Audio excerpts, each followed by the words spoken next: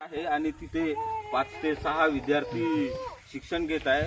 शिक्षक नसल्यामुळे हे विद्यार्थी 2 दिवस झाले आहे शाळा चालू झाली आहे. शिक्षक नसल्यामुळे हे विद्यार्थी शिक्षणापासून वंचित आहेत. तसेच हे अंगणवाडीचे विद्यार्थी एकूण 13 विद्यार्थी आहेत. काही दिवसाआधी रांतुर्दी गावाचे काही लोकांचे पुनर्वसन झाले.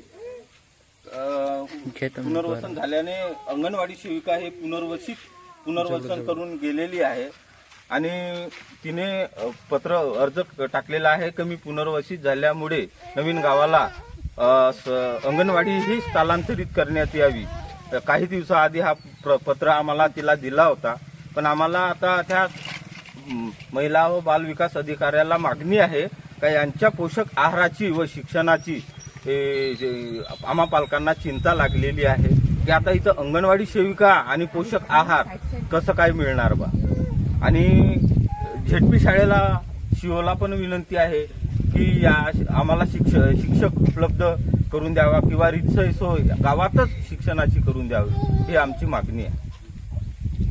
तर तुम्ही काल भेटायला गेले होता तर शिव साहेब तुम्हाला काय म्हणत होते? काल तर शिव साहेबांना आमची काल मीटिंग झाली, भेट झाली.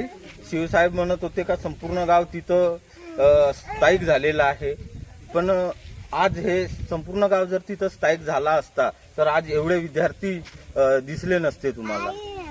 तर शिवसाहेब म्हणत होते की दोन्ही बाजूला शिक्षक आम्ही अवेलेबल करणार नाही, इथं नवीन गावाला आणि इथं मूळ जुन्या रांतोळदीला. तर एवढे विद्यार्थी शिक्षणापासून वंचितच राहील का, हा त्यांना प्रश्न आहे माझा.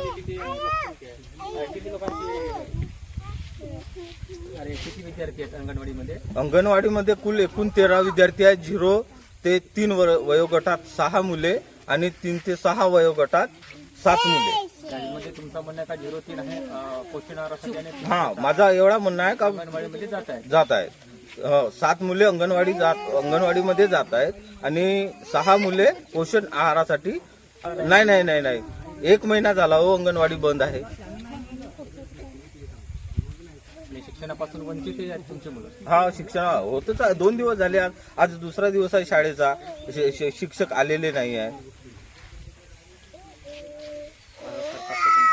हा सरकारी यंत्रणेला मागणी आहे आमची का आम्हाला लवकरात लवकर हे आमचे आदिवासी